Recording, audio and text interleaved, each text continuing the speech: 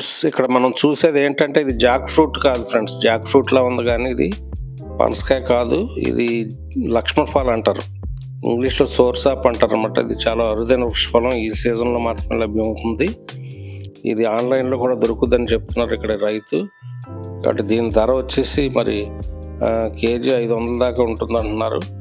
అయితే ఇదేంటి ఈ లక్ష్మణ ఫలం అంటే దీని పర్పస్ ఏంటంటే ఇది ఔషధ గుణాలు ఎక్కువ ఉంటాయి.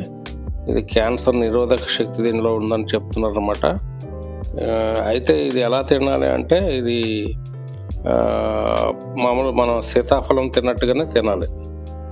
అయితే కొంచెం మెత్తగా ఉన్నది ఎంచుకొని మనము సీతాఫలం మాదిరిగా దీన్ని తినొచ్చు. అయితే దీని గింజలు మాత్రం విషపూరితం. దీని గింజలు మాత్రం తినకూడదు. గింజలు మాత్రం ఎట్టి పరిస్థితుల్లో తినకూడదు. దీనిలో గుజ్జు మాత్రమే మనం తినాలి. కాబట్టి ఈ సీజన్లో దొరికేటువంటి లక్ష్మణ ఫల్ ఎంతో అరుదైన వృక్షఫలం ఇది.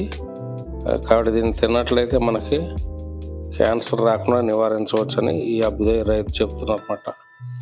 ఈయన ఏంటంటే సీజన్ ఆధారంగా మరి ఇలాంటి వృక్షఫలాలు తెస్తారనమాట. తెచ్చి అమ్ముతూ ఉంటారు.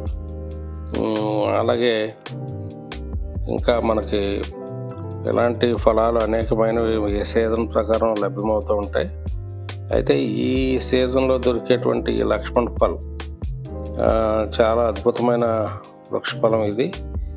ఇది చాలా ఔషధ గుణాలు ఉన్నాయి. మెడిసిన్ వాల్యూస్ చాలా ఉన్నాయని చెప్తున్నారు.